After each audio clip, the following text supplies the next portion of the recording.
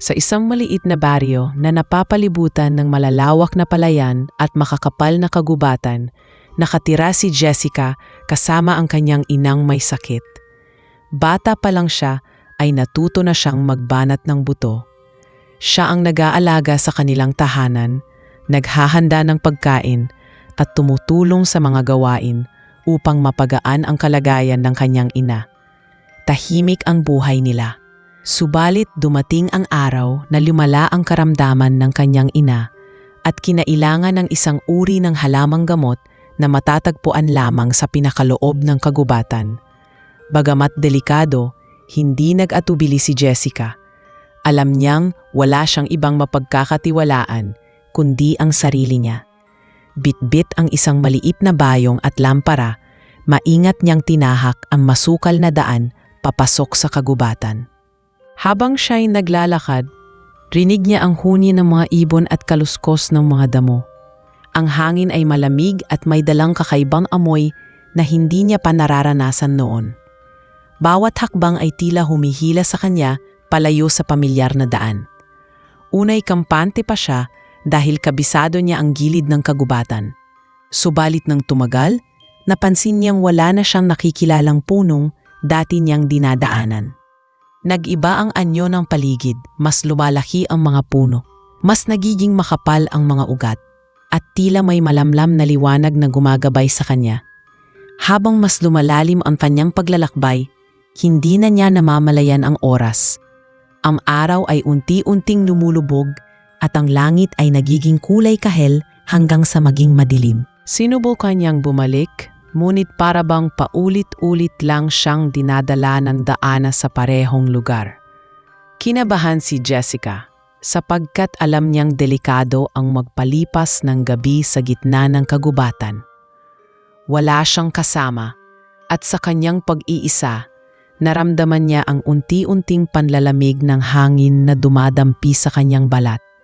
Nagpatuloy siya, nagbabaka sakaling makita ang halamang gamot na dahilan ng kanyang pagpunta roon. Maya-maya, nakarinig siya ng tila mahihinang tinig, parang mga bulong na nagmumula sa hangin.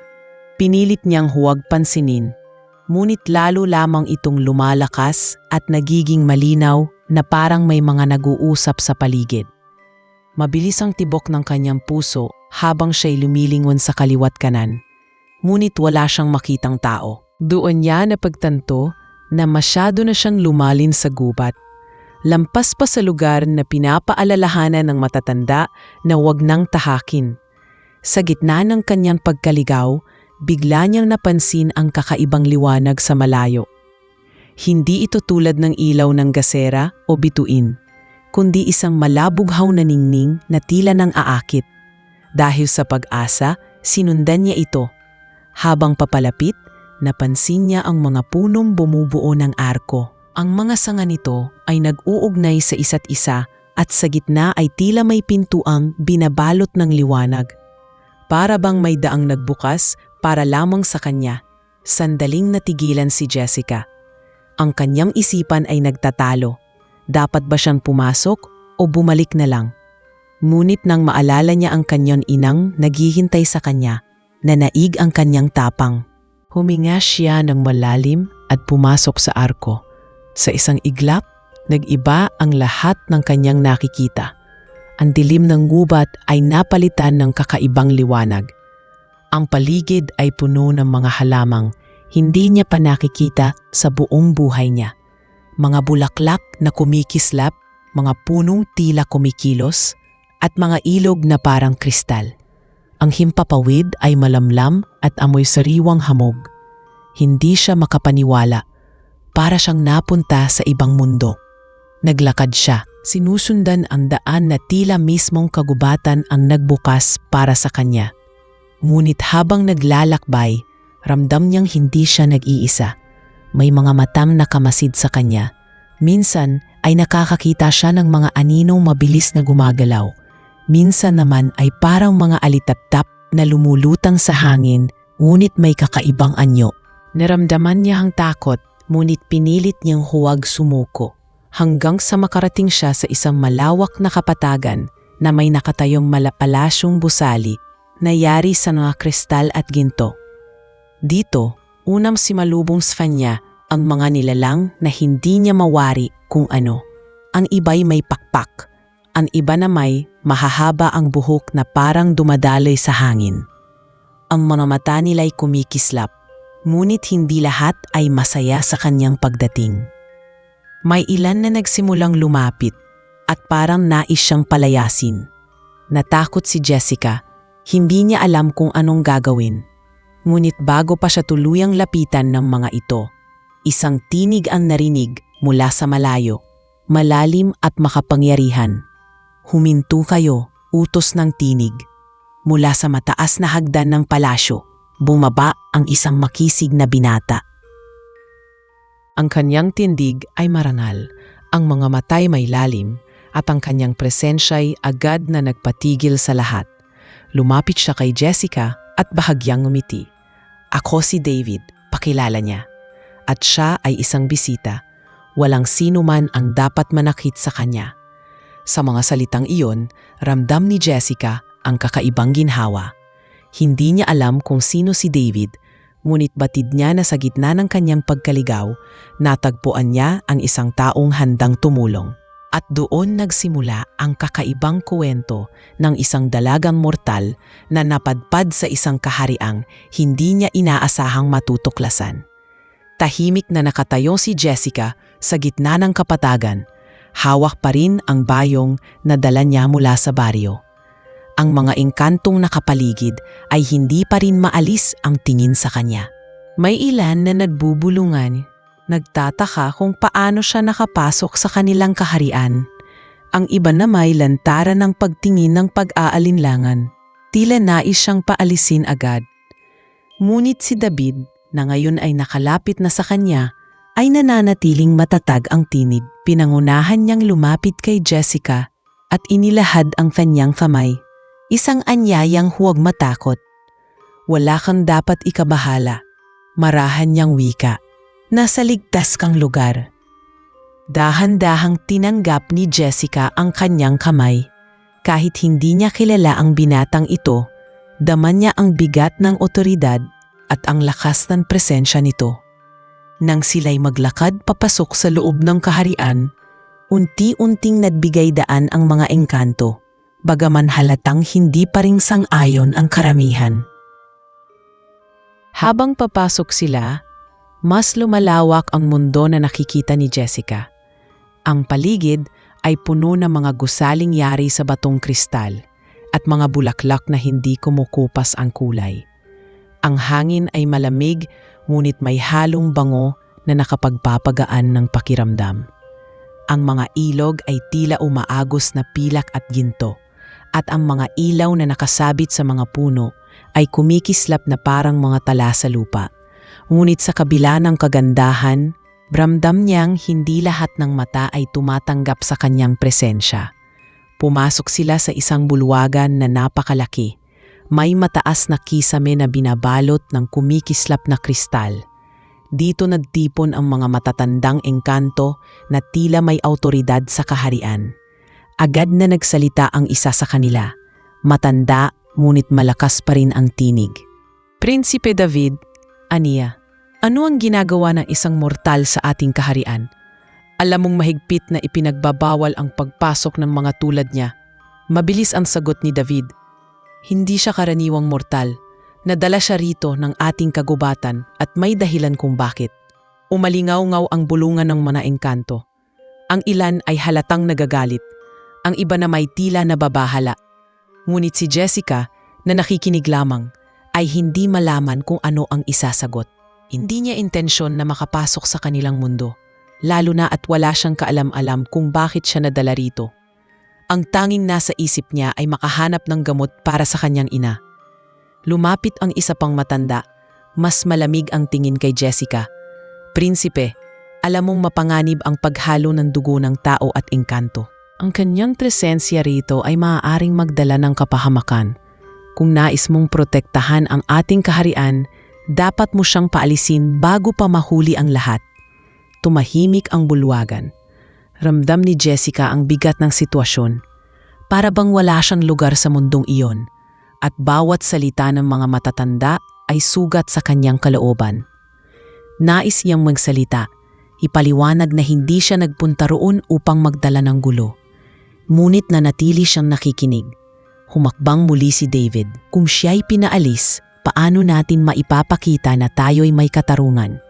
Hindi ba't ipinagmamalaki ng ating kaharian na pinapairal natin ang pagkakapantay-pantay at kabutihan? Kung tunay na banta siya, bakit siya pinayagang makapasok ng kagubatan? May dahilan kung bakit dinala siya rito. At ako mismo ang mananagot para sa kanya. Nag-angat ng kilay ang pinakamatandang engkantada na tila hindi sang-ayon ngunit hindi rin makapagbigay ng pagtutol. Kung ganoon, mariin nitong wika, ang kanyang kapalaran ay nakasalalay sa iyo. Ngunit dapat niyang patunayan na siya ay karapat-dapat manatili. Kung hindi, siya'y mapapalayas. Napatingin si Hesisi kay David.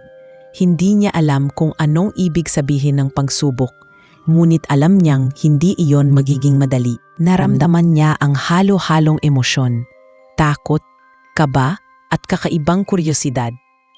Bakit siya dinala ng kagubatan sa lugar na ito? Ano ang papel na kailangan niyang gampanan?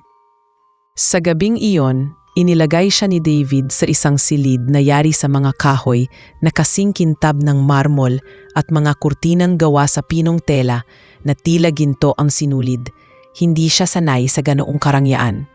Umupo siya sa gilid ng higaan, hinaplos ang bayong na dala niya at naalala ang kanyang ina. Paano kung hindi na siya makabalik? Paano kung tuluyan na siyang hindi makalabas sa kaharian ng mga engkanto? Pumasok si David sa silid bago siya makatulog. Alam kong mahirap para sa iyo ang lahat ng ito. Mahinahon niyang sabi, ngunit kailangan mong manatiling matatag. Ang mga engkanto rito ay hindi basta-basta magtitiwala. Ngunit kung mapapatunayan mong karapat-dapat ka, maaari mong makita ang dahilan kung bakit ka narito. Nag-angat ng paningin si Jessica. Hindi ko naman hiningi ang lahat ng ito. Ang gusto ko lang ay makahanap ng lunas para sa aking ina. Sandaling tumahimik si David bago nagsalita. Minsan ang landas na pinapakita sa atin ay hindi natin pinipili. Ngunit sa dulo, madalas yon ang daan tungo sa mas mahalagang layunin. Naiwan si Jessica na nag-iisip. Habang nakahiga, pinilit niyang ipikit ang kanyang mga mata. Ngunit sa loob niya ay marami siyang tanong. Ano ang ibig sabihin ni David? At bakit tila may tiwala ito sa kanya kahit siya'y isang mortal lamang? Kinabukasan, maagang nagising si Jessica. Sa labas ng kanyang silid, rinig ang mga alingaw-ngaw ng mga engkanto. Nakita niyang abala ang buong kaharian at lahat ay may tingin na tila sinusuri siya. Ang araw na iyon ang umpisa ng kanyang magiging pagsubok. Hindi niya alam kung ano ang mangyayari, ngunit alam niyang wala na siyang ibang pagpipilian kundi ang harapin ito. At habang nakatayo siya sa bintana, pinagmamasdan ang kaharian, ramdam niya ang malamig na simoy ng hangin at ang bigat ng responsibilidad.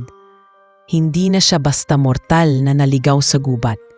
Siya ngayon ay isang bisita sa isang mundong puno ng hiwaga at bawat kilos niya ay susuriin ng lahat.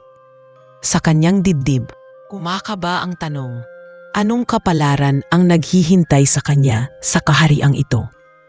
Maagang nagising si Jessica kinabukasan. Hindi pa man sumisikat ng lubos ang araw sa kaharian ng mga engkanto, ramdam na niya ang malamig na simoy ng hangin na tila nagdadala ng kakaibang lakas. Nang bumukas ang pinto ng kanyang silid, naroon si David, nakasuot ng marangal na kasuotan at may kasamang dalawang engkantada na tila mga tagapagsilbi ng palasyo. Jessica, marahang sabi ni David, oras na para ipakilala kita ng formal sa iba pang tagapamahala ng kaharian. Hindi nakasagot agad si Jessica. Kinabahan siya sapagkat hindi niya alam kung paano siya tatanggapin ng mga engkanto. Mabilis niyang naalala ang malamig na tingin ng mga matatanda sa bulwagan kagabi. Ngunit sa kabila ng kaba, tumango siya. Handa na ako, mahinang sagot niya, kahit hindi sigurado kung totoo nga. Habang naglalakad sila palabas ng silid, nasilayan niya ang mas malawak na bahagi ng palasyo. Ang bawat haligi ay kumikislap na parang gawa sa hiyas, at ang mga pasilyo ay dinaraanan ng mga nilalang na pawang galing sa iba't ibang angkan ng engkanto. Ang ilan ay may pakpak na kumikislap na parang mga bubog, ang iba na may buhok na umaagos na parang tubig. Ngunit iisa ang kanilang reaksyon nang makita siya, pagbubulungan at mga matang puno ng pagtataka. Dinala siya ni David sa gitna ng bulwagan kung saan nagtipon ang mga pinuno ng kaharian. Sa pagkakataong ito, mas marami ang naroroon. Nakaupo sa mataas na trono ang reyna, ang ina ni David, na kilala sa tawag na Reyna Elira. Ang kanyang presensya ay nakakatindig balahibo, hindi lamang dahil sa kanyang ganda, kundi dahil sa lakas ng kapangyarihan na tila bumabalot sa kanya. David, malamig ngunit malinaw ang tinig ng reyna. Ito ba ang mortal na iyong ipinagtatanggol? Siya nga, ina, tugon ni David. Siya ang dalagang dinala ng ating kagubatan, at naniniwala akong hindi aksidente ang kanyang pagdating. Umalingaw-ngaw ang bulungan ng konseho. Ang ilan ay halatang hindi sang-ayon, ang iba na may tahimik ngunit nakatitig kay Jessica na parang sinusuri ang kanyang kaluluwa. Tumayo ang isang engkantong pinuno, si Lakan Miro. Kilala bilang tagapangalaga ng mga batas ng kaharian. Kung totoo ngang may dahilan ang kanyang pagdating, aniya, hayaan nating patunayan niya ang kanyang sarili. Ngunit kung siya'y mabibigo, siya'y dapat palayasin bago magdulot ng panganib. Nagkatinginan ang lahat at walang tumutol. Sa huli, tumango ang reyna. Kung gayon, ang mortal ay mananatili sa ilalim ng pananagutan ni Prinsipe David. Ngunit dapat niyang harapin ang mga pagsubok ng ating kaharian. Kung siya'y magtatagumpay, maaari siyang tanggapin. Ngunit kung siya'y mabigo, wala siyang lugar rito. Napalunok si Jessica. Hindi niya alam kung anong klasing pagsubok ang kanyang haharapin. Ngunit alam niyang wala siyang ibang pagpipilian. Pagkatapos ng pagpupulong, dinala siya ni David sa hardin ng palasyo. Tahimik silang naglakad sa gitna ng mga halamang kumikislap at mga punong nagbibigay ng malamlam na liwanag. Doon ay nagsalita si David. Hindi madali ang hinaharap mo, Jessica. Ang mga pagsubok na ibibigay nila ay hindi lamang para sukatin ang iyong lakas, kundi pati ang iyong puso. Ngunit naniniwala akong kaya mo. Napatingin si Jessica sa kanya. Bakit mo ako pinagtatanggol? Isa lamang akong mortal. Hindi ko maintindihan kung bakit ako nandito. Sandaling tumitig si David sa kanya bago sumagot. Minsan, ang kagubatan ay pumipili ng mga taong may papel sa kapalaran ng kaharian. Hindi ko pa alam kung ano iyon, ngunit baid ko na hindi aksidente ang lahat ng ito. Sa mga salitang iyon, nakaramdam si Jessica ng kakaibang tapang. Bagamat wala pa siyang kasiguraduhan, alam niyang kailangan niyang harapin ang lahat ng darating. Hindi lamang para sa sarili, kundi para sa kanyang inang naghihintay sa kanya sa baryo. Kinagabihan, nagsimula ang unang pagsubok. Pinapunta si Jessica sa isang malawak na bakuran na napapaligiran ng mga matatandang engkanto. Sa gitna ay isang maliit na paso na naglalaman ng isang tuyong halaman. Ang unang pagsubok, wika ni Lakan Miro, ay ang pag-aalaga sa halamang bituin. Tanging yaong may dalisay na puso ang makapagbibigay ng buhay dito. Kung magtatagumpay ka, patunay iyon na may karapatan kang manatili. Kung mabigo ka, lilisanin mo agad ang kaharian. Tumango si Jessica, bagamat hindi niya alam kung paano gagawin iyon. Pinaupo siya sa harap ng paso at iniwan siyang nag-iisa. Kahimik siyang nakatingin sa tuyong halaman. Pilit niyang naalala ang lahat ng kanyang karanasan sa baryo. Kung paano siya nag-aalaga ng mga tanim para sa kanilang kabuhayan. Kung paano siya natutong maging matiisin. Marahan niyang hinaplos ang lupa sabay bulong. Kailangan kitang mabuhay. Para sa akin, para sa aking ina, at para sa lahat ng umaasa. Makalipas ang ilang sandali, isang kakaibang liwanag ang bumalot sa kanyang mga palad. Nagulat siya, ngunit hindi niya ito tinigilan. Sa kanyang puso, dama niya ang taos-pusong pagnanais na magbigay ng buhay. Dahan-dahang umusbong ang dahon, kumislap at tuluyang namulaklak ng maliwanag na parang tala sa gabi. Umalingaw-ngaw ang bulungan sa paligid. Ang mga matatanda na dati puno ng pag-aalinlangan ay napilitang tanggapin ang nakita nila. Isa lamang itong unang hakbang, ngunit sapat upang patunayan na may kakaiba kay Jessica. Sa malayo, nakatayo si David at nakangiti, punung-puno ng pag-asa. Ngunit sa mga mata ng reyna, bakas ang pag-aalinlangan. Alam niyang nagsisimula pa lamang ang mas mabibigat na hamon at hindi niya basta-basta tatanggapin ang isang mortal sa piling ng kanyang anak. At sa puso ni Jessica, bagamat matagumpay ang unang pagsubok, ramdam niyang mas marami pang darating. Ngunit sa unang pagkakataon mula nang siya'y naligaw, nakaramdam siya ng pag-asa na maaring may dahilan ang lahat ng ito. Mabilis na kumalat sa buong kaharian ang balitang nagtagumpay si Jessica sa unang pagsubok. Maraming engkanto ang nagulat sapagkat hindi nila inaasahang ang isang mortal ay magpapakita ng ganoong kakayahan. Ngunit sa kabila ng kanyang nagawa, alam ni Jessica na simula pa lamang iyon ng mas mabibigat na hamon na nakalaan para sa kanya. Sa loob ng palasyo, pinulong muli ng konseho ang kanilang mga sarili upang pag-usapan ang susunod na hakbang. Isang hapon, muling pinatawag si Jessica sa bulwagan. Sa kanyang pagpasok, sinalubong siya ng mga matang mapanuri, tila walang nakumbinsi sa kanyang tagumpay. Sa gitna ng silid, naroon si Reyna Elira na nakaupo sa kanyang trono. Malamig ang kanyang tinig ng magsalita. Isa lamang itong simula.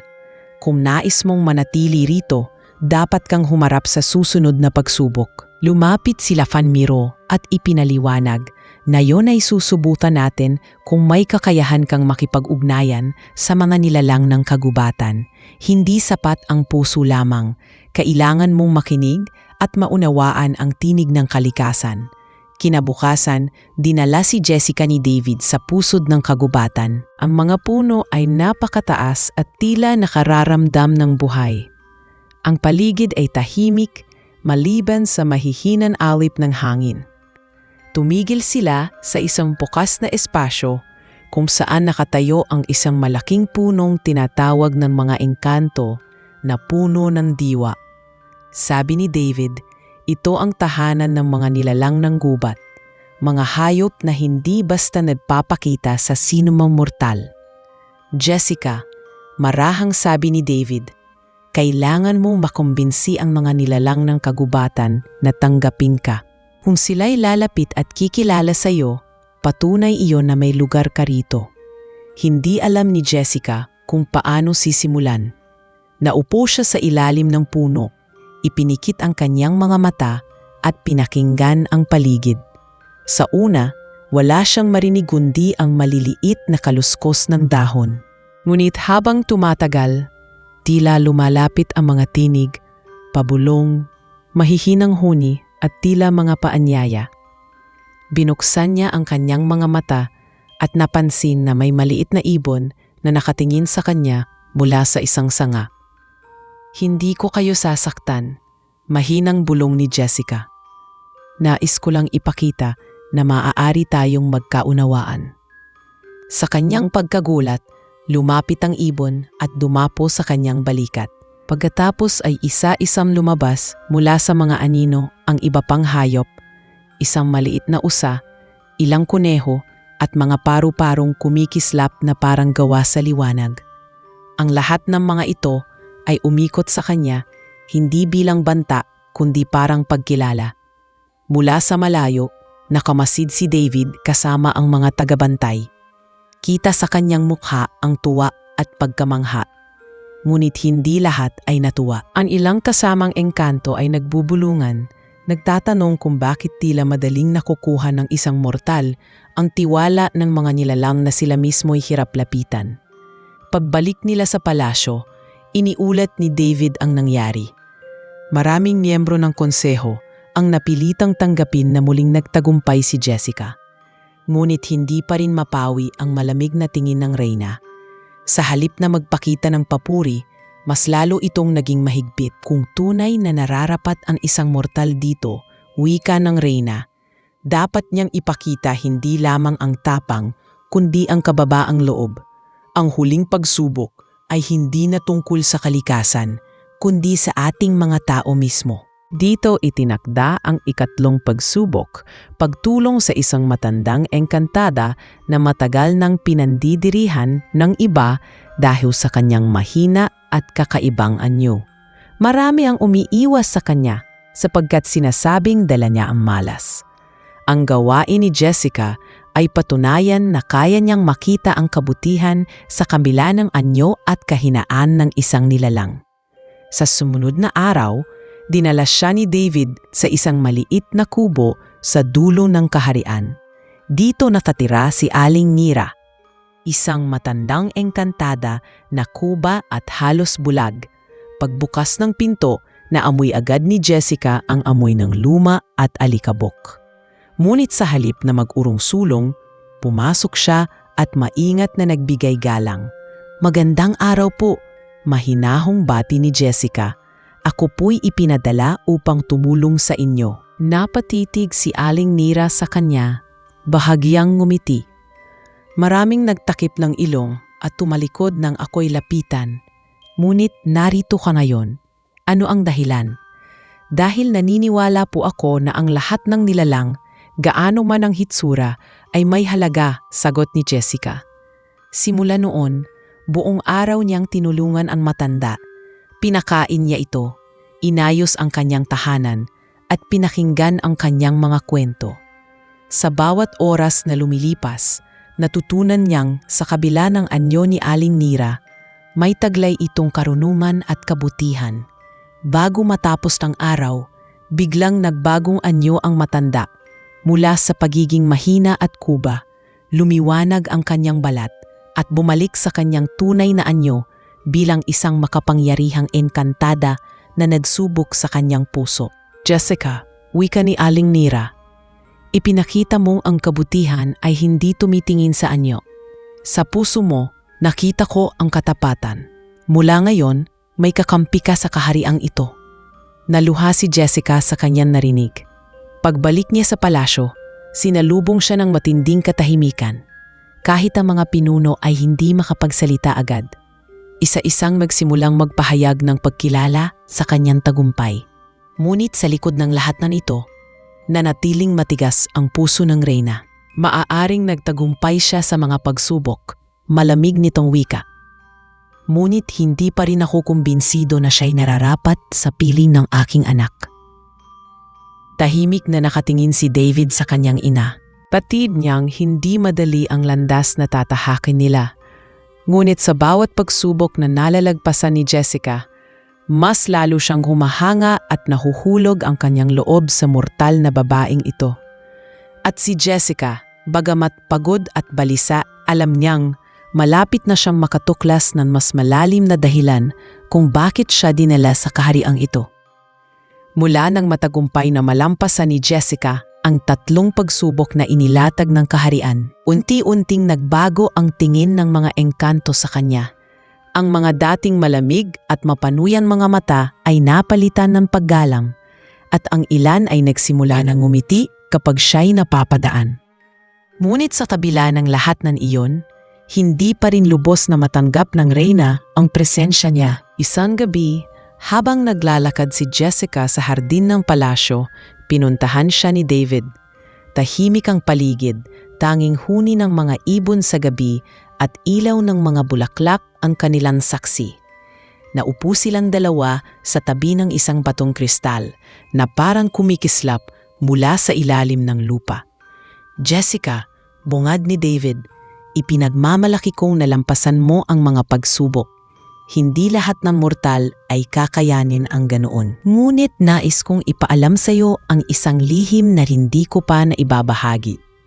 Napatingin si Jessica, bahagyang kinakabahan. Ano yon?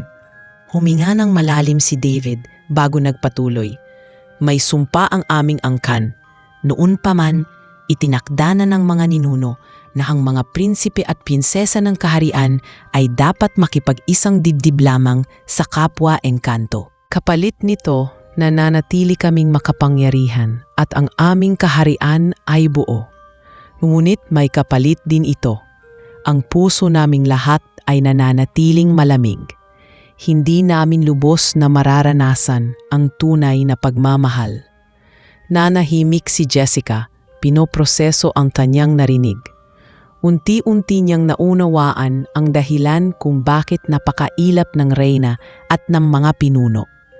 Nagpatuloy si David. Ngunit may isang hula. Kapag ang isang prinsipe ay pinili ang isang mortal, mawawala ang trono. Mawawala ang lakas ng kaharian at kami babagsak. Ngunit sa kabilang banda, kung totoo ang pag-ibig at tapat ang puso, mababasag ang sumpa. Ang kaharian ay magiging mas malaya at tunay na masagana. Ngunit alam mong hindi iyon madaling tanggapin ng aking ina at ng konseho. Dito napaluha si Jessica.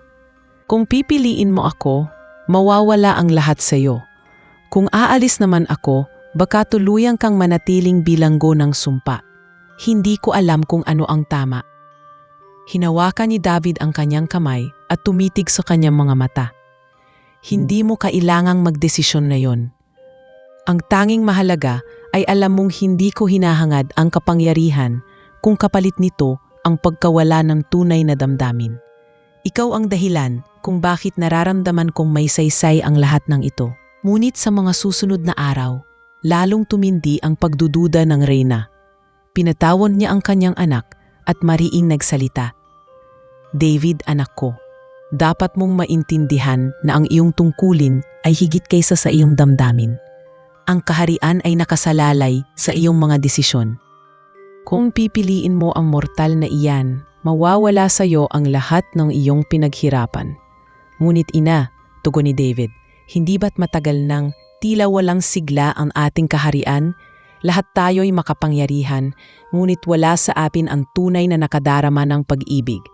Ano ang silbi ng tapangyarihan kung wala itong init at saysay?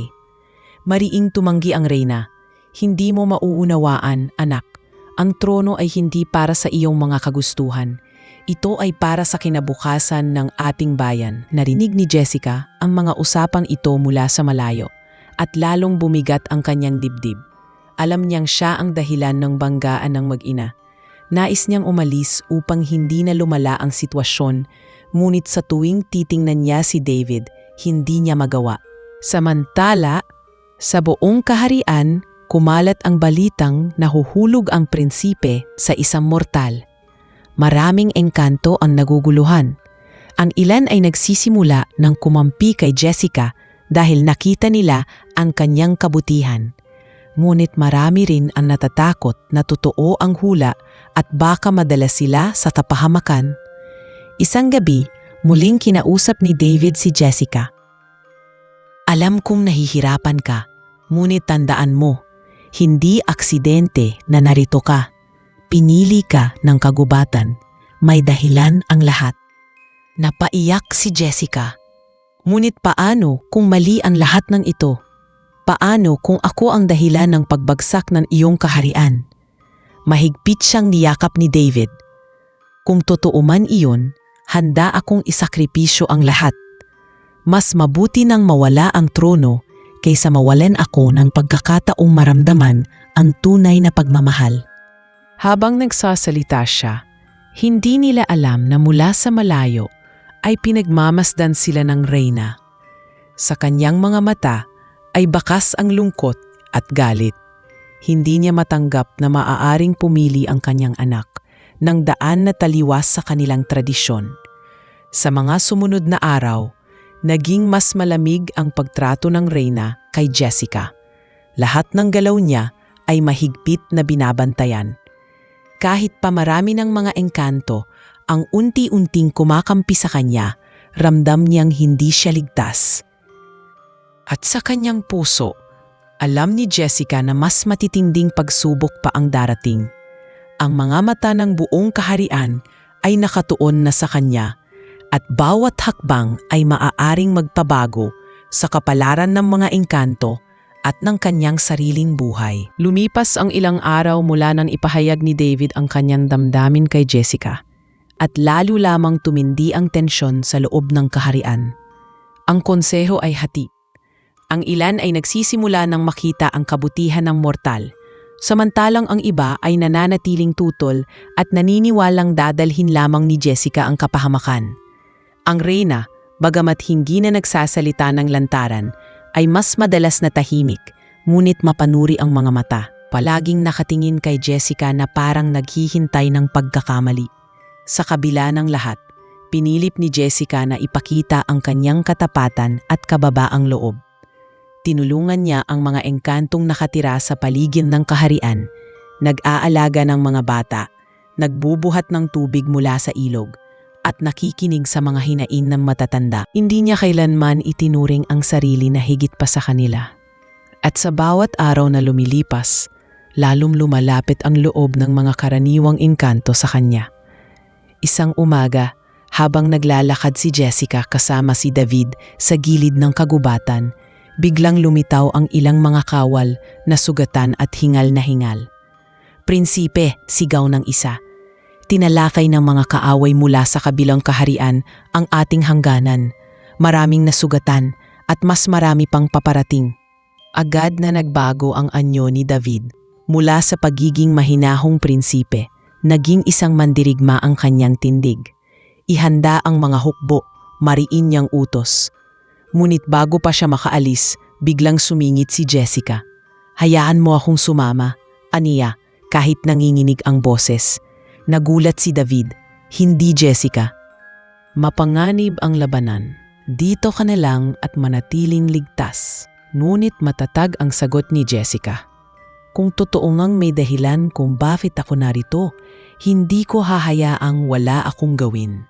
Hindi lang ito laban mo, David. Laban din ito ng lahat ng nakatira rito at ngayon ay mahagi na rin ako ng mundong ito." Sandaling tumitig si David sa kanya. Nakita ang determinasyon sa kanyang mga mata. Sa huli, tumango siya. "Kung ganoon, manatili kang malapit sa akin. Ngunit mangako ka, kapag sobrang delikado, tatakas ka agad." Nang dumating sila sa hangganan, sinalubong sila ng kaguluhan. Ang mga kaaway ay mababangis na nilalang na galing sa malayong kaharian. Mga engkantong matagal nang may alitan sa angkan ni David. May dalang apoy at mabibigat na sandata. Mabilis nilang winasak ang mga pananim at tinakot ang mga naninirahan sa gilid ng kagubatan. Ang mga kawal ng kaharian ay buong tapang na lumaban, ngunit dahil sa dami ng mga kaaway, unti-unti silang nadadala. Habang nakikipaglaban si David, nakita ni Jessica ang mga sugatang engkanto na hindi na makaalis sa gitna ng kaguluhan. Sa halip na umatras, agad siyang tumakbo at tinulungan ang isa. Pinasan niya ang isang batang engkantong sugatan at dinala sa ligtas na lugar. Muli siyang bumalik at inalalayan ang iba. Hindi nagtagal, napansin ng mga kaaway ang kanyang ginagawa. Dalawa sa kanila ang nagtangtang lapitan siya. Ngunit bago pa man sila makalapit, tinawag ni Jessica ang mga hayop ng kagubatan. Mga ibon, kuneho at isang maliit na usa na tila kaagad na sumunod sa kanyang tinig. Nagulat maging si Jessica sa bilis ng kanilang tugon, ngunit tumulong ang mga ito upang guluhin ang mga kalaban. Nakita ni David ang lahat at lalo siyang humanga. "Jessica!" sigaw niya mula sa malayo. "Ituloy mo lang, malapit na nating mapigil ang kanilang puwersa." Matapos ang matinding labanan, sa wakas ay umatras ang mga kaaway. Sugatan ang marami, ngunit ligtas pa rin ang kaharian. Sa gitna ng pagod at pagkasugat ng lahat, lumapit ang mga engkanto kay Jessica at siyang kanilang pinasalamatan. Kung hindi dahil sa tapang at malasakit na mortal na ito, wika ng isa. Marahil mas marami ang namatay. Nang bumalik sila sa palasyo, naroon ang reyna at ang konseho na naghihintay. Inilahad man mga kawal ang kanilang nasaksihan at maraming miyembro ng konseho ang nagpahayag ng paghanga kay Jessica. Ngunit ang reyna, bagamat hindi na maikakaila ang ambag ng mortal, ay nanatiling malamig. Maaaring nakatulong siya, wika ng reyna, ngunit hindi nito binabago ang katotohanang siya'y mortal. Ang kanyang presensya ay nananatiling banta. Hindi nakatiis si David. Ina, hindi mo ba nakikita? Kung hindi dahil kay Jessica, baka nasira na tayo ngayon. Hindi siya banta, siya ang ating pag-asa. Tahimik ang buong bulwagan, bawat isa'y naghihintay ng sagot ng reyna. Ngunit sa halip na sumagot, tumayo lamang ito at umalis, bakas ang bigat ng isipin sa kanyang mga mata. Kinagabihan, habang nagpapahinga si Jessica, pinuntahan siya ni David. Hindi ko alam kung kailan matatanggap ng aking ina ang katotohanan. Ngunit isa lang ang malinaw sa akin. Ang damdaming ito'y hindi ko na kayang itago. Jessica, mahal na kita. Napatigil si Jessica, hindi agad nakasagot. Naningilid ang luha sa kanyang mga mata habang tinitingnan si David. Hindi ko rin maitatanggi, David.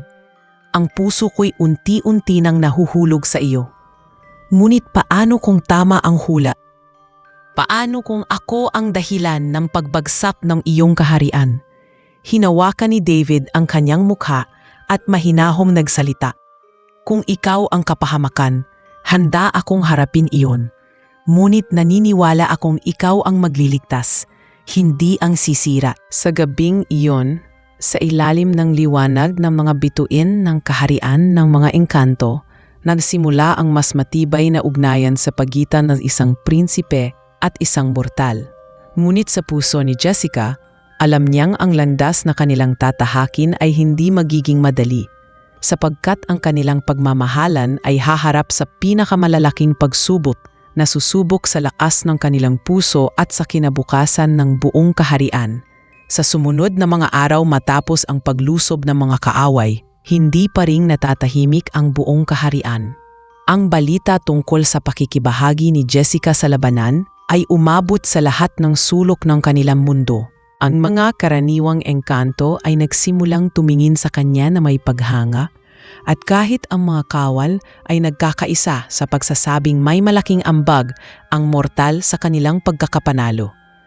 Ngunit habang dumarami ang mga kumakampi kay Jessica, lalong tumitindi ang takot ng iba na baka totoo ang sumpa at magbunga ng kapahamakan ang ugnayan niya kay David. Isang gabi, muling ipinatawag ng reyna ang konseho. Sa gitna ng bulwagan, nakaupo siya ng maringal at mariing nakatingin sa kanyang anak. David, wika niya, nauunawaan mo bang ang bawat sandali na lumilipas ay lalong pinapalapit ang kaharian sa kapahamakan? Habang lumalalim ang iyong ugnayan sa mortal na ito, mas lumalaki ang posibilidad na mawala ang lahat ng ating pinaghirapan. Hindi nagpatinag si David. Ina, hindi mo ba nakikita? Sa kabila ng lahat, si Jessica ang nagdala ng liwanag sa ating bayan. Kung hindi dahil sa kanya, baka tuluyan na tayong bumagsak sa kamay ng mga kaaway. Mariing imiling ang reyna. Liwanag ba ang tawag mo riyan? Para sa akin, siya ay anino na unti-unting sumasakop sa iyong isipan. Kung pipiliin mo siya, mawawala ang trono.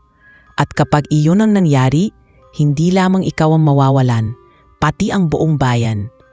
Tahimik ang buong bulwagan at lahat ng miyembro ng konseho ay nakikinig sa kanilang pag-uusap. Kita sa mukha ng ilan ang pagdududa, ngunit marami rin ang nagtataka kung totoo ba ang hula o isa lamang itong pananakot ng mga nakaraang pinuno. Samantala, si Jessica ay nakaupo lamang sa gilid, halos hindi makatingin sa kanila. Ramdam niya ang bigat ng kanyang presensya. Para bang siya ang ugat ng lahat ng pagkakawatak-watak ng kaharian. Sa kanyang dibdib, umaalab ang tanong, tama ba ang kanyang pananatili? O Dapat na ba siyang umalis upang hindi na magpatuloy ang sigalot? Pagkatapos ng pagpupulong, lumapit sa kanya ang isa sa mga matatandang engkanto, si Aling Nira, ang engkantadang minsan na niyang tinulungan. Jessica, bulong nito, huwag kang panghinaan ng loob. Hindi lahat ng nakikita ng reyna ay siya ring nakikita ng kagubatan. Tandaan mo, pinili ka ng mismong lupaing ito. Hindi iyon isang bagay na basta matatanggal ng sinuman. Pinanghawakan ni Jessica ang manasalitang iyon, ngunit hindi nawala ang takot sa kanyang puso. Makalipas ang ilang araw, muling dumating ang panganib. Ang mga kaaway na umatake noon ay muling nagtipon at ngayon ay mas malakas. May mga balitang lumaganap na nagnanais silang tuluyang pabagsakin ang kaharian upang maagaw ang kanilang mga lihim at kayamanan. Muling inutusan ni David ang mga kawal na maghanda at sa pagkakataong ito, mas determinado siyang ipakita na kaya niyang ipagtanggol ang kanyang bayan. Habang naghahanda sila, lumapit si Jessica. David, hayaan mo akong muling makatulong. Hindi ko kayang tumingin na lamang habang tayo'y nakikipaglaban. Ngunit ngayon, mas mahigpit si David. Jessica, mahal kita, ngunit hindi ko hahayaang malagay ka sa kapahamakan. Ang laban na ito ay mas mabangis kaysa noong una. Ngunit sa kabila ng kanyang pagtutol, si Jessica ay hindi umatras. Sa oras na magsimula ang labanan, tumulong siya sa mga sugatan. Nagbigay ng tubig at ginamit ang kanyang koneksyon sa mga nilalang ng kagubatan upang mapadali ang pag-aalaga sa mga kawal. Habang abala si David sa pakikipaglaban sa mga kalaban, nakikita niya mula sa malayo si Jessica na walang takot na tumutulong sa lahat. Sa kalagitnaan ng labanan, biglang lumitaw ang pinuno ng mga kaaway, isang makapangyarihang engkanto na nagmula sa angkan na matagal ng kaaway ng kanilang bayan.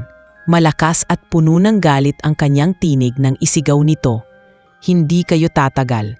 Hanggat pinapanigan ninyo ang prinsipe at ang kanyang mortal, kayo'y mabubuwag."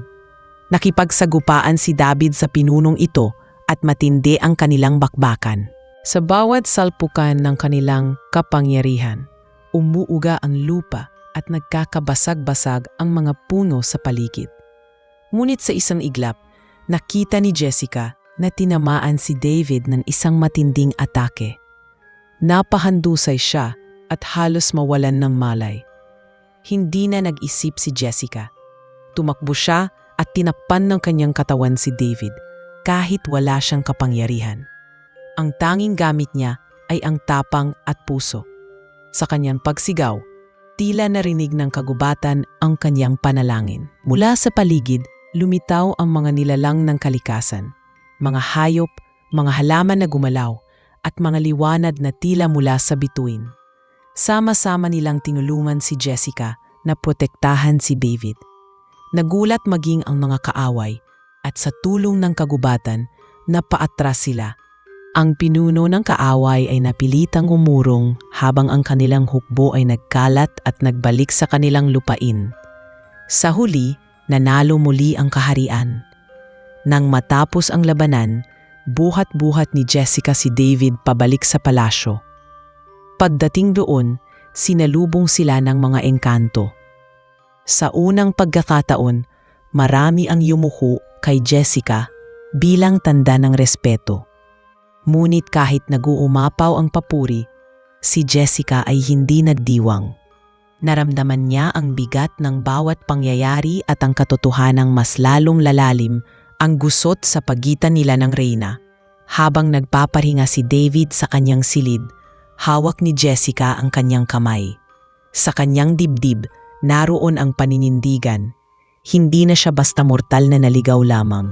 Siya ngayon ay bahagi ng laban ng kaharian. Ngunit kasabay nito ay ang takot na sa bawat paglapit nila ni David, lalong lumalapit ang kanilang kapalaran sa hula na maaaring magdala ng alinman sa kaligtasan o pagbagsak ng buong bayan. Pagkatapos ng matinding labanan, bumalik ang katahimikan sa kaharian, ngunit hindi ang kapayapaan sa puso ng bawat isa. Ang sugat na tinamo ni David ay gumaling sa tulong ng mga manggagamot ng engkanto. Ngunit nanatiling mabigat ang mga salita ng kanilang kalaban. Ang babala na habang naroroon si Jessica, dadalhin niya ang sumpa at kapahamakan. Habang nagpapahinga si David, ang reyna ay hindi na nakapagtimpi. Pinatawag niya ang konseho at sa harap ng lahat ay inilahad ang kanyang kinikimkim na paninindigan. Hindi na ako maaaring manahimik, mariin niyang sabi. Mula nang dumating ang mortal na iyon, hindi na tayo nagkaroon ng katahimikan. Oo, maaaring nakatulong siya sa laban, ngunit hindi nito binabago ang katotohanang siya ang dahilan kung bakit tayo nasa bingit ng panganib. Ang hula ay malinaw. Kapag pinili ng aking anak ang isang mortal, mawawala ang trono at babagsak ang kaharian. Nagkatinginan ang mga miyembro ng konseho. Ang ilan ay sumang-ayon, natatakot na mas lumala pa ang sitwasyon. Ngunit ang iba ay nanatiling tahimik. Alam na nakita nilang lahat ang kabutihan ni Jessica. Nang makarating sa kanya ang balita, halos gumuho ang mundo ni Jessica. Nakaupo siya sa kanyang silid, nakatingin sa liwanag ng buwan mula sa bintana. Sa kanyang isip, paulit-ulit na bumabalik ang mga salita ng reyna. Paano kung totoo nga ang hula? Paano kung ang pagmamahal nila ni David ang mismong magdadala ng pagbagsak ng kaharian? Kinabukasan, lumapit siya kay David na nooy nakakalakad na muli. David, mahinahon niyang wika.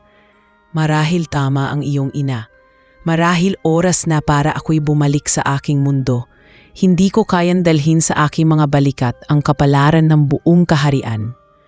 Agad na hinawakan ni David ang kanyang kamay, mariing tumutol. Hindi Jessica, hindi ako papayag. Kung aalis ka, mawawala ang lahat ng ipinaglaban natin. At kung susundin natin ang takot ng iba, kailanman ay hindi nating malalaman ang katotohanan. Ngunit sa halip na humupa ang takot ni Jessica, mas lalo itong tumindi. Nais niyang maniwala kay David, ngunit bawat oras na lumilipas, lalong tumitibay ang galit at pagtutol ng reyna. Isang gabi, habang tahimik siyang naglalakad sa hardin upang mag-isip, biglang lumitaw si Reyna Elira. Ang kanyang presensya ay mas malamig kaysa dati. Jessica, malalim ang kanyang tinig. Hindi ko na palalampasin ito. Ikaw ang nagdudulot ng panganib. At bilang reyna, tungkulin kong protektahan ang aking bayan. Kung talagang may malasakit ka kay David, aalis ka na ngayon pa lang. Naluha si Jessica sa narinig. Reyna Elira, hinding-hindi ko hinangad ang lahat ng ito. Wala akong ginustong iba kundi ang makatulong. Ngunit mahal ko si David at ayokong iwan siya. Matagal na tumitig ang reyna bago nagsalita muli. Pagmamahal? Ang pagmamahal na iyan ang magiging kamatayan ng lahat.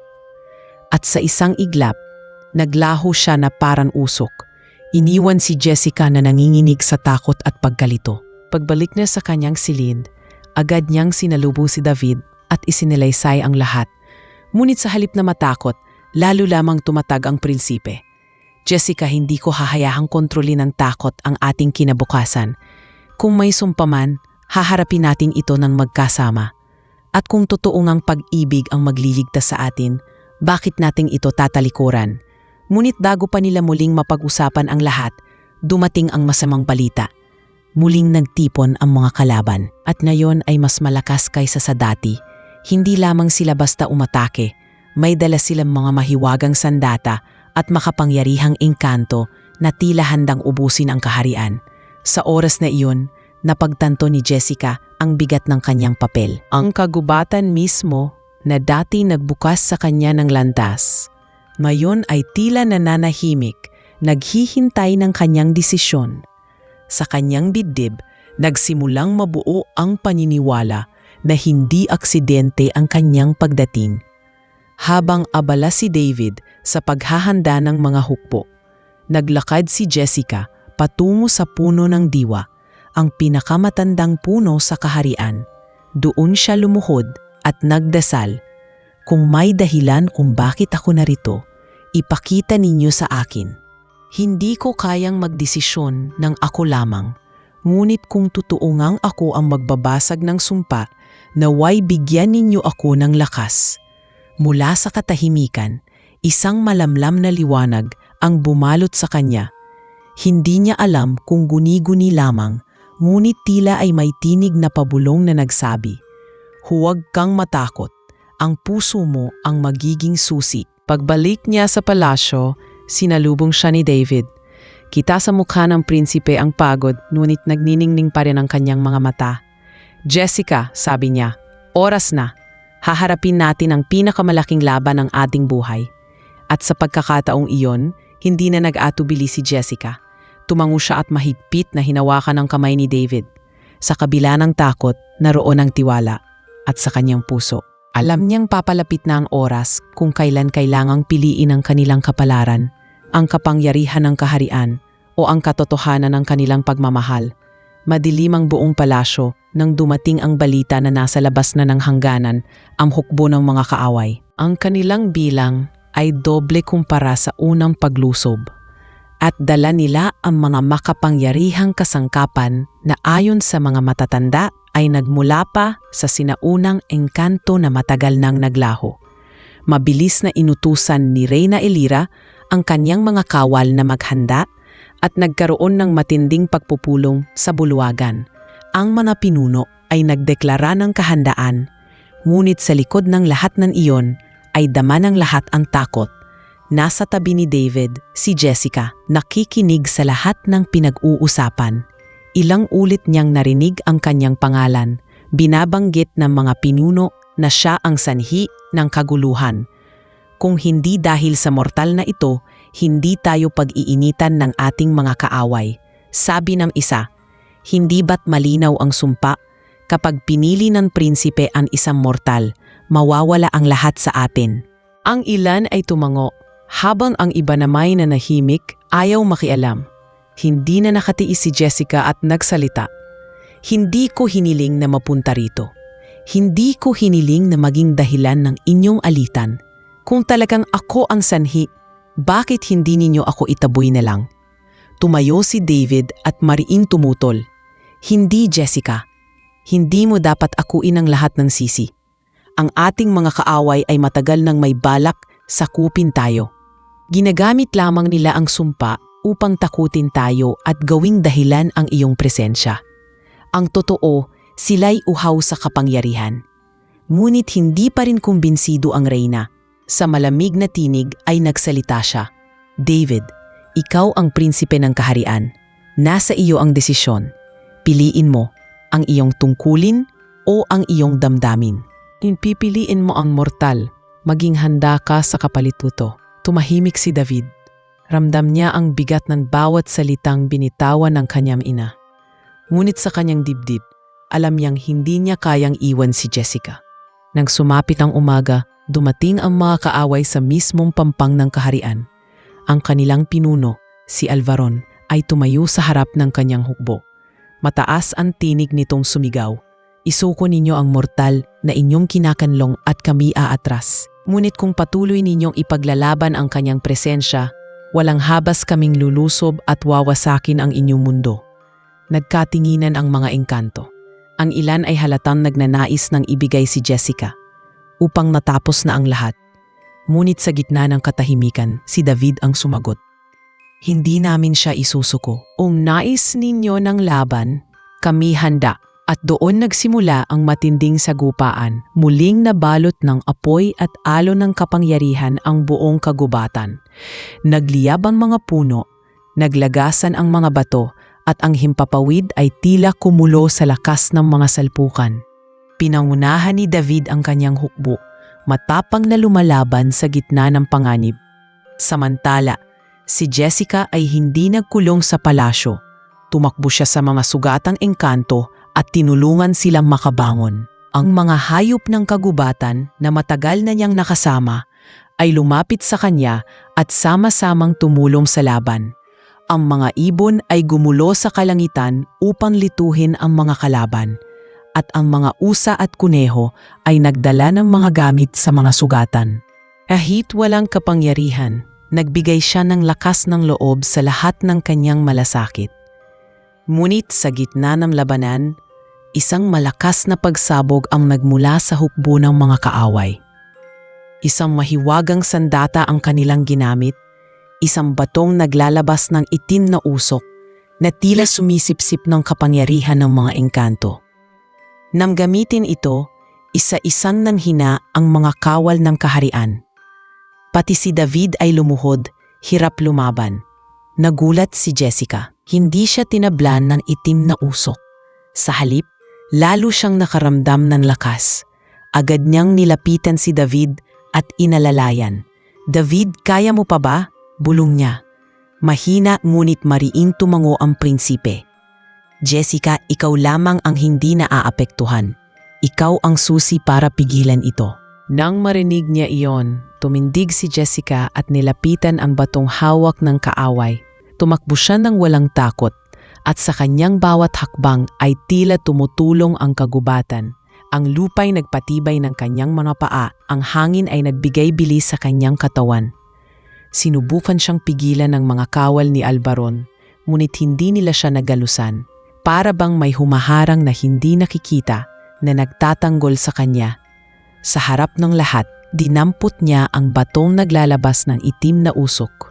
Sa unay ramdam niya ang bigat at init nito, ngunit imbes na sumipsip ng kanyang lakas, tila naglaho ang usok sa kanyang mga kamay. Dahan-dahan itong nagbagong kulay, mula sa itim ay naging maliwanag na bughaw hanggang sa tuluyang naglaho. Umalinaw-ngaw ang bulungan ng mga engkanto. Ang mga kaaway ay napaatras, nagulat sa nasaksihan. Si Alvaron mismo ay napaatras at sumigaw. Imposible! Ang sumpa ay hindi maaaring mabasag ng isang mortal. Ngunit malinaw sa lahat ang nangyari. Si Jessica, isang simpleng dalagang mortal, ang nakapagpahinto sa sandatang dapat sana'y wawasak sa kaharian. Habang nakatingin ang lahat, lumapit si David sa kanya at hinawakan ang kanyang kamay. Sa kabila ng kanyang kahinaan, ngumiti siya. "Nakikita mo na ngayon, ina, ang sumpa ay hindi kapahamakan kung tunay ang pag-ibig." Nang mga sandaling iyon, nanatiling tahimik ang reyna. Hindi niya maikaila ang kanyang nakita, ngunit sa kanyang puso ay nananatili pa rin ang alinlangan. At si Jessica, bagamat nakaramdam ng ginhawa, ay alam na hindi pa tapos ang lahat. Ang kanilang laban ay maaaring nagtagumpay sa araw na iyon, ngunit ang tunay na desisyon tungkol sa kanyang lugar sa kaharian ay hindi pa rin malinaw. Matapos na mapigil ni Jessica ang mahiwagang batong ginagamit ng mga kaaway, nagbalik ang lakas ng mga engkanto. Ang dating nangingibabaw na takot at panghihina ay napalitan ng bagong sigla. Muli silang lumaban ng buong tapang at sa wakas ay napaatras ang hukbo ni Alvaron. Nang makitang wala na silang laban, umatras ang kanilang pinuno kasama ang kanyang mga kawal, ngunit hindi bago magbitiw ng huling salita. "Hindi pa tapos ang lahat. Sa pagbabalik ko, dadalhin ko ang kapahamakan. Ang mortal na iyon ang magiging susi ng inyong pagbagsak." Naiwan ang kaharian na sugatan ngunit buhay. Ang mga engkanto ay muling nagtipon sa palasyo upang pag-usapan ang nangyari. Marami ang nagsimulang magtanong kung totoo ba ang kanilang paniniwala sa sumpa. Dahil malinaw na si Jessica ang naging dahilan ng kanilang kaligtasan. Ngunit sa kabila ng lahat ng iyon, hindi pa rin lubos na kumbinsido ang reyna. "Maaaring nakatulong siya ngayon," wika ng reyna, mariin at malamig. Ngunit hindi nito binabago ang hula. Ang kanyang presensya rito ay patuloy na magdadala ng panganib. Ang mga kaaway ay hindi titigil hanggat siya'y narito. Tahimik si Jessica habang nakaupo sa gilid ng bulwagan. Sa kanyang puso ay may halong saya at lungkot. Masaya siya dahil nakatulong siya sa laban, ngunit mabigat ang pakiramdam na kahit anong gawin niya, hindi pa rin siya kayang tanggapin ng buo. Lalo na ng reyna na higit sa lahat ang may huling salita sa kanyang kapalaran. Ngunit si David ay hindi nagpatalo. "Ina," mariing tugon niya, "ilang ulit pa ba niyang kailangang patunayan ang sarili? Ilang beses pa ba siyang kailanganing sumugal sa kanyang buhay bago ninyo makita na siya ang sagot? Hindi ang panganib." Naramdaman ng lahat ang matinding pag-igting ng damdamin ng prinsipe. Hindi lamang ito usapin ng tungkulin para sa kanya, kundi ng tunay na pagmamahal. Ang ilan sa mga miyembro ng konseho ay nagsimulang tumango, tanda ng kanilang pagkiling kay David at kay Jessica. Lumipas ang ilang araw at muling bumalik sa katahimikan ang kaharian. Ngunit sa puso ni Jessica, hindi siya payapa. Isang gabi, habang naglalakad siya sa kagubatan, iniisip ang lahat ng nangyari, muli niyang narinig ang mga bulong na dati umakay sa kanya sa pagpasok sa lihim na kaharian. Ngayon, mas malinaw ang mga tinig. Para bang may sinasabi sila na hindi niya lubos na maintindihan. Pinilit niyang makinig at unti-unting nabuo sa kanyang isipan ang ideya na ang sumpa ay hindi lamang isang banta, kundi isang pagsubok upang subukan ang katatagan ng puso at ng kaharian. Kinabukasan, nagpasya siyang kausapin si David. David, mahina niyang sabi, "Naniniwala akong hindi aksidente ang lahat ng ito. Ang sumpa ay hindi para wasakin kayo. Ito ay narito upang subukin kung kayanin niyong pumili ng pagmamahal kahit na may kapalit. Kung tatakasan natin ito, hindi natin malalaman ang katotohanan. At kung haharapin natin ito, maaring mabasan ang sumpa." Hinawakan ni David ang kanyang mga kamay at tumango. "Tama ka, Jessica. At kahit anong sabihin ng aking ina o ng iba, pipiliin ko pa rin ang pagmamahal na ito." Ngunit sa likod ng kanilang pag-uunawaan, ang reyna ay mas lalong nagiging aligaga. Ang kanyang mga mata ay punong-puno ng pag-aalala. Sa isang lihim na pagpupulong kasama ang ilan sa kanyang mga tagapayo, sinabi niya, "Kung ipagpapatuloy nila ang ugnayang ito, maaaring tuluyan tayong mawalan ng lahat. Kailangan kong pigilan sila kahit ano pa ang mangyari."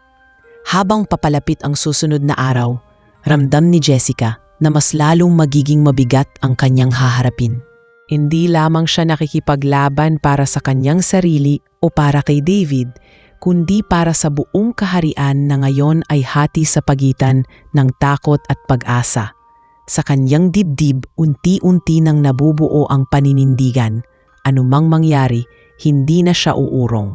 Kung kailangan niyang patunayan na ang pagmamahal ay mas makapangyarihan kaysa sa takot, gagawin niya iyon kahit pakapalit ang kanyang buhay. At sa paglipas ng mga oras, alam ng lahat na nalalapit na ang sandaling kailangang mamili ng prinsipe. Ang pagpili niya ay hindi lamang magtatakda ng kanilang kapalaran bilang magkasintahan, kundi ng kinabukasan ng buong kaharian. Ang sumpa ay hindi na basta alamat lamang. Ito ay naging isang mabigat na pasaning nakabitin sa kanilang mga puso. Sa mga mata ni Jessica, malinaw na ang laban ay hindi lamang laban ng mga espada at kapangyarihan. Ito ay laban ng tiwala, ng tapang, at ng tunay na pagmamahal. At handa na siyang harapin ang lahat sapagkat alam niyang iyon ang kanyang tadhana. Lumipas ang ilang araw matapos ang huling labanan. Sa kabila ng tagumpay laban sa hukbo ni Alvaron, nananatiling mabigat ang kapaligiran sa kaharian. Ang mga engkanto ay hati pa rin sa kanilang opinyon tungkol kay Jessica. Ang ilan ay buong pusong naniniwala na siya ang dahilan ng kanilang kaligtasan, samantalang ang iba ay nananatiling takot at naniniwala sa sumpa. Sa gitna ng lahat ng ito, patuloy ang reyna sa kanyang pag-aalinlangan. Isang gabi, pinatawag niya ang kanyang anak sa bulwagan. Tahimik ang buong silid nang dumating si David, kasunod si Jessica, na ayaw niyang iwan ng prinsipe. Nang tumayo ang reyna mula sa kanyang trono, mariin ang kanyang tinig. "David, anak ko, oras na para magpasya. Maari mong piliin ang mortal na ito, ngunit kapalit ay ang pagkawala ng iyong trono at ng lahat ng kapangyarihang hawak ng ating angkan. O pipiliin mo ang iyong tungkulin, manatili sa iyong posisyon at bitawan siya." Nagkatinginan sina David at Jessica. Ramdam nila ang bigat ng desisyon. Hindi lamang ito usapin ng kanilang pagmamahalan, kundi ng buong kaharian. Tumayo si David, malakas ang kanyang tinig. "Ina, ilang ulit ko nang sinabi, ang trono ay walang halaga kung kapalit nito ang pagiging malamig at walang damdamin. Ano ang silbi ng pamumuno kung walang tunay na pagmamahal? Pinipili ko si Jessica kahit ano pa ang kapalit." Nagulat ang buong konseho. Ang ilan ay napaawang ang bibig at ang iba na may nagbulungan. Ngunit bago pa makapagsalita ang reyna, biglang lumindol, yumanig ang buong bulwagan at ang mga kristal sa kisame ay nagsimulang mabasag. Ang lupa ay bumukas at mula sa kailaliman ay sumirit ang makapal na usok. Isang matinding tinig ang umalingawnaw, malakas at puno ng galit. Ito ang kabayaran sa inyong paglabag, sigaw ng tinig. Lumitaw si Alvaron, mas makapangyarihan at mas mabagsik kaysa dati. Ngayon ay may hawak siyang sandatang tila binuo mula sa kadiliman mismo. Hindi sapat na natalo ako noon. Ngayon ay tatapusin ko na ang lahat at sisirain ang inyong kaharian. Muling nagsimula ang labanan. Ang mga engkanto ay mabilis na naghanda, ngunit agad silang nadala ng lakas ni Alvaron. Isa-isang nanghina ang kanilang mga hukbo. Tumayo si David at hinarap ang kaaway. Ngunit sa unang salpukan pa lang ay natumba siya, sugatan at halos mawalan ng malay. Tumakbo si Jessica sa kanyang tabi, nangingilid ang luha. "David, huwag kang susuko," bulong niya habang hawak ang kamay ng prinsipe. Ngunit alam niyang mahina pa ito at hindi kayang lumaban. Sa oras na iyon, napagtanto niyang siya na lamang ang natitirang pag-asa. Tumindig si Jessica at hinarap si Alvaron. "Kung ako ang dahilan ng sumpa, ako na mismo ang haharap sa iyo," matatag niyang sabi, kahit nanginginig ang kanyang boses. Napatawa si Alvaron. "Isang mortal laban sa akin. Walang saysay ang iyong tapang." Ngunit sa halip na umatras, lumapit si Jessica at inilapat ang kanyang mga palad sa lupa. Muling naramdaman niya ang kapangyarihan ng kagubatan na dumadaloy sa kanya. Tulad nung una niyang napahinto ang batong itim. Muli siyang nakarinig ng mga bulong, mga tinig na nagbibigay lakas. Ang puso ang susi, ang pag-ibig ang magpapalaya. Mula sa kanyang dibdib ay lumabas ang maliwanag na liwanag, mas maliwanag pa kaysa alinmang ilaw na nakita sa kaharian. Natakpan si Alvaron ng liwanag, at kahit anong lakas ng kanyang sandata, hindi niya mapigilan. Unti-unti siyang napaatras, sumisigaw ng galit at takot. Hindi, imposible. Ang sumpa ay hindi dapat mabasag. Ngunit tuluyang nabalot ng liwanag ang kanyang katawan hanggang sa maglaho siya sa hangin. Kasabay nito, unti-unting nawala ang kadilimang bumabalot sa kaharian. Ang lupa ay muling nagsara, ang hangin ay luminis, at ang mga sugatan ay nakaramdam ng kaginhawaan. Nang bumalik ang katahimikan, nakatayo si Jessica sa gitna ng bulwagan, humihingal at pawis na pawis. Ang lahat ng engkanto ay nakatingin sa kanya, at sa kanilang mga mata ay hindi na takot ang namamalas, kundi paghanga at paggalang. Lumapit si David, bagamat mahina pa, at niyakap siya ng mahigpit. "Jessica, ikaw ang nagligtas sa atin. Wala nang makapagtatanggi na ikaw ang dahilan ng ating kalayaan." Tahimik ang reyna. Matagal siyang nakatitig kay Jessica at sa unang pagkakataon ay nawala ang malamig na anyo sa kanyang mukha. Huminga siya ng malalim at nagsalita. "Mali ako. Akala ko'y sumpa ang iyong presensya, ngunit ikaw pala ang sagot. Ikaw ang nagbasag ng kadilimang matagal nang pumabalot sa ating angkan. Patawarin mo ko sa aking mga pagdududa." Naluha si Jessica. Sa wakas, narinig niya ang mga salitang matagal niyang hinihintay. Lumapit siya sa reyna at yumuko bilang tanda ng respeto. "Wala po akong hiniling kundi ang makatulong. Kung tatanggapin ninyo ako, buong puso kong ipagpapatuloy ang pagmamahal ko sa kaharian at kay David." At sa pagkakataong iyon, unang beses na yumakap ang reyna sa kanya. Ang bulwagan ay napuno ng palakpakan at kasiyahan. Ang sumpa ay tuluyan ng nabasag at ang kaharian ay lumaya mula sa tanikala ng malamig na tradisyon. Ngunit higit sa lahat, malinaw na ang pagmamahalan nina Jessica at David ay hindi lamang para sa kanila, kundi para sa kinabukasan ng buong bayan. Mula nang maglaho si Alvaron at mabasag ang sumpa na matagal ng banta sa kaharian, nag-iba ang takbo ng pamumuhay sa loob ng palasyo. Ang dating malamlam at malamig na kapaligiran ay tila muling nagkaroon ng sigla. Ang mga bulaklak sa hardin ay namukadkad ng mas maliwanag, ang mga ilog ay mas kumikislap, at ang mga engkanto ay mas masigla at mas bukas ang mga ngiti. Para bang ang bawat sulok ng kaharian ay nakahinga ng maluwag matapos ang mga taon ng pangambang dala ng hula. Ngunit sa gitna ng pagdiriwang, ramdam ni Jessica ang kakaibang bigat sa kanyang dibdib. Sa tuwing titignan niya ang mga engkanto, nakikita niya ang pagbabago sa kanilang mga mata, mula sa takot tungo sa respeto at paghanga. Ngunit hindi maikakaila na nasa kanya pa rin ang pasanin ng lahat ng nangyari.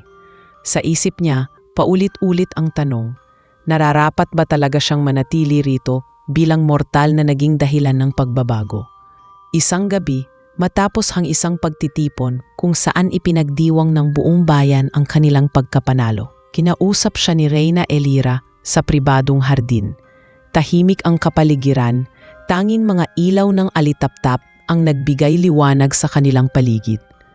Jessica, wika ng Reyna, ilang buwan na rin mula nang dumating ka rito. Hindi ko maitatanggi na ako mismo'y nagkamali. Pinaniwalaan ko ang sumpa at hinayaan kong lamunin ako ng takot. Ngunit ipinakita mo mali ako. Dahil sa iyo, nabasag ang sumpa at nakalaya ang aming kaharian. Ikaw ang dahilan kung bakit muling natuto ang aking anak na magmahal at ang aming bayan ay muling nagkaroon ng tunay na pag-asa. Naluha si Jessica sa narinig. Matagal siyang nanabik sa pagtanggap ng Reyna at ngayon ay narito na. Reyna Elira, hindi ko po kailanman hinangad ang lahat ng ito. Ang nais ko lamang noon ay makahanap ng gamot para sa aking ina. Ngunit nang dinala ako ng kagubatan dito, napagtanto kong may dahilan kung bakit. Natutunan ko ring hindi lang akong naligaw. Pinili akong lumakad sa daang ito. Tumango ang Reyna at marahang hinawakan ang kanyang kamay. At ngayon, Jessica, may isa pang hakbang na dapat gawin. Hindi sapat na nagbasag ka ng sumpa. Ang bayan ay naghahanap ng bagong simula at sa simula na iyon, ikaw at si David ang kanilang magiging ilaw. Kailangan kayong magsama, hindi lamang bilang magkasintahan, kundi bilang pinuno. Nagulat si Jessica sa mga salita ng Reyna. Hindi niya agad malaman kung ano ang isasagot. Ngunit bago pa siya makapagsalita, lumapit si David mula sa lilim ng mga puno. Jessica, sabi niya, matagal ko nang alam sa puso ko na ikaw ang aking pipiliin, kahit kapalit ang lahat. Ngunit ngayon, wala nang sumpa. Malaya na tayong magdesisyon. Handa ka na ba? Sapagkat kung ako lang, nais ko nang ipahayag sa buong bayan ang aking pagmamahal sa iyo at nais kong ikaw ang maging katuwang ko habang buhay. Hindi napigilan ni Jessica ang pag-iyak. Matagal na niyang itinago ang kanyang pangamba, ngunit ngayon malinaw na ang lahat. David, sagot niya, mula nang una kitan makilala, dama ko na ang tapang at kabutihan mo. Ngunit higit pa roon, ipinakita mo sa akin na hindi hadlang ang pagkakaiba ng ating mundo para magmahalan. Kung handa kang piliin ako, buong puso kong sasamahan ka. Hindi lamang bilang prinsipe, kundi bilang taong pinakamamahal ko. Nang mga sandaling iyon, yumakap si David kay Jessica at buong higpit na niyakap siya na para bang ayaw na siyang pakawalan. Ang Reyna na nakamasid lamang ay ngumiti sa kauna-unahang pagkakataon nang walang bahid ng alinlangan.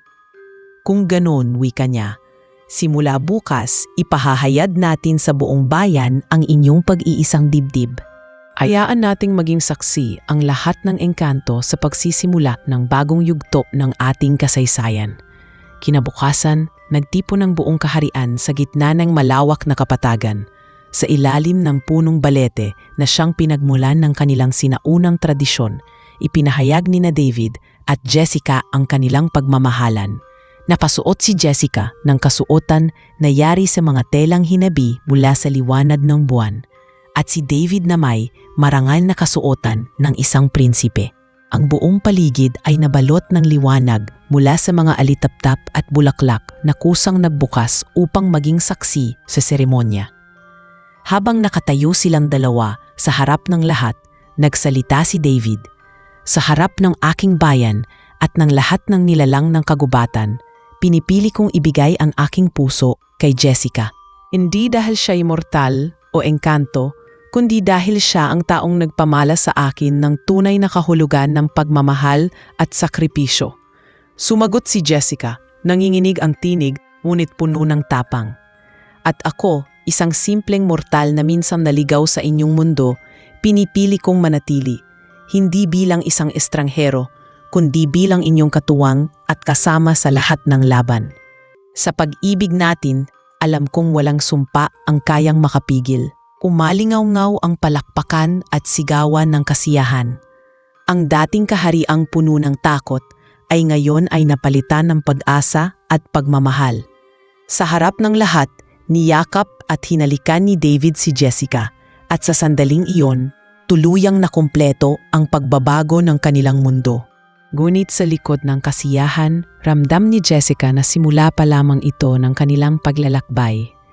Hindi natatapos sa isang kasal ang laban, sapagkat ang tunay na hamon ay kung paano nila mapapanatili ang pagmamahal at pamumuno ng magkasama. Ngunit sa kanyang puso, sigurado na siya, hanggat magkasama sila ni David, wala silang laban na hindi malalampasan.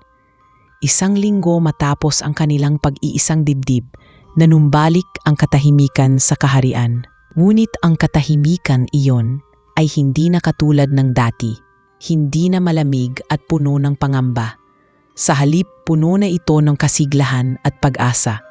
Ang mga engkanto ay nagdiwang ng bago nilang simula at si Jessica, na dati isang estrangherong mortal, ay ngayon ay buong pusong tinatanggap bilang reyna.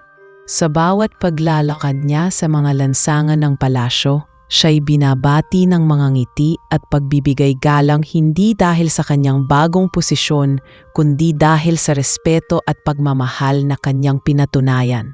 Ngunit sa puso ni Jessica, naroon pa rin ang kababaang loob. Madalas siyang bumisita sa mga simpleng nilalang ng kagubatan, ang mga hayop, ang mga batang engkanto, at ang mga nakatatanda. Hindi siya nagkulong sa marangyang silid ng palasyo. Nais niyang ipakita na kahit siya'y reyna na, nananatili pa rin siyang Jessica, ang dalagang may malasakit sa bawat isa. Sa tuwing nakikita ito ni David, lalo siyang napapahanga sa asawa. Hindi kakailanman nagbago. Sambit niya isang gabi habang sila'y magkasamang nakaupo sa ilalim ng mga bituin. At iyon ang dahilan kung bakit lalo kitang minamahal. Ikaw ang tunay na lakas ng kahariang ito. Ngunit hindi lahat ay natutuwa. May mga iilang miyembro ng konseho na nananatiling may pagdududa. Tahimik silang nagbubulungan, nagtatanong kung hanggang kailan magtatagal ang kapayapaan. Maaaring nabasag ang sumpa, wika ng isa. Ngunit hindi nangangahulugang wala nang darating na panganib. Ang kaaway ay maaaring bumalik at sa oras na iyon, ang ating kaharian ay nasa kamay na ng isang mortal. Ang mga pagdududang iyon ay umabot sa tainga ng reyna, ngunit ngayon ay iba na ang kanyang pananaw. Ang kapangyarihan ng kaharian, mariin niyang tugon, ay wala na sa dugo ng engkanto o sa mga lumang hula. Ito'y nasa tapang at pagmamahal na ipinakita ni Jessica. Kung siya'y isang mortal, mas lalo itong patunay na ang ating lakas ay hindi lamang nakatali sa ating lahi kundi sa ating puso.